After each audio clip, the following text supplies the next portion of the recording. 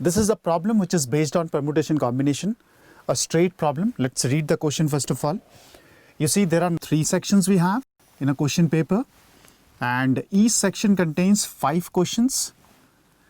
A candidate has to answer a total of 5 questions, choosing at least one question from each section.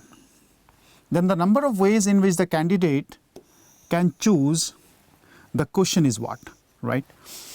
So yes, there are 5 questions in 3 sections. So in this case, the total number of selections,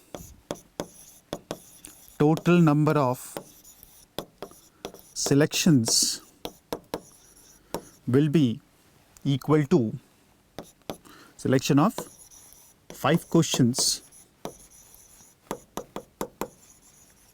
will be equal to, this is coming out to be 3C1 into 5C1 into 5C3 we have. The next part is we have been given 3C2, and this is nothing but it is given as 5C1 into 5C2 into 5C2. So you can just calculate the forms here, and the ultimate answer we get is 2250. So this is 2250. So this is the final answer we have of this particular question. Now friends, let's talk about question number 9. If x is equal to 1 is the critical point of the function fx is equal to 3x square plus ax minus 2 minus a e raised to the power x, then these are the 4 options which is given to us. Now we can see here that there has been given local maxima and also there are local minima. So basically we need to find the points of local maxima and local minima also.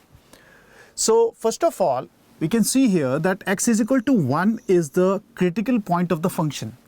So whenever we say critical point, so the fundamental concept which is used is like, we write it in this way, f dash 1 is equal to 0, right? This is the critical point.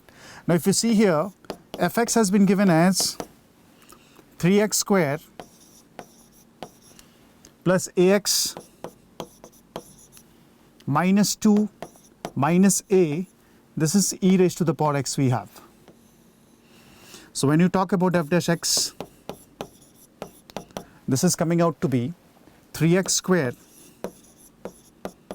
plus ax minus 2 minus a e to the power x. After differentiation we get e raised to the power x, and this is coming out to be 6x plus a, right? And this will be equal to, at x is equal to 1, f dash 1, this is going to be equal to 0 we have. So once you solve it, we get a is equal to 7, right? Then once you get the value of a is equal to 7, that means the function is, now we can see here, it has been given f dash x. So what you can do, we can just substitute the value of a is equal to 7 in f dash x. So a is equal to 7 you can write here, right?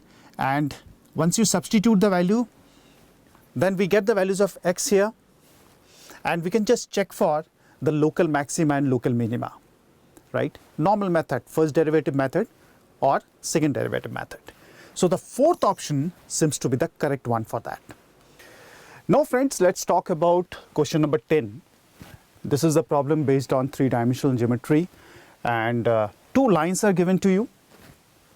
X plus 1 upon 2 is equal to y minus 2 upon minus 1 is equal to z minus 1 upon 1, and x plus 2 upon alpha, y plus 1 upon 5 minus alpha, and that is equal to z plus 1 upon 1. So these are the 2 lines which has been given to us, and they are coplanar. Then the line L2 passes through the point.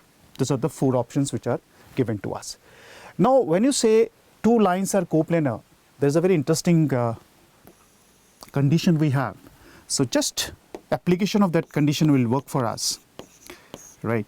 So basically 2 lines are coplanar if we have x2 minus x1, y2 minus y1, z2 minus z1, then we take the direction ratios of the lines, right, and we make it equal to 0. So you can see here we have been given x1, y1, z1, x2, y2, z2, that is a1, b1, c1. We can just substitute the values and for a2, b2, c2 also, and make it equal to 0. So once you solve it, we get alpha to be minus 4, right? So once we get alpha minus 4, we can just substitute the value of alpha here. We get the equation of the line L2, and then we have to check for the options through which this line L2 passes through. So the fourth option is minus 2, 10, 2. Third option is 10, minus 2, 10, 2, 2. 2 minus 10 minus 2. So these are the very confusing options we have. So we need to be very careful in calculating it. So second option is the correct one we have.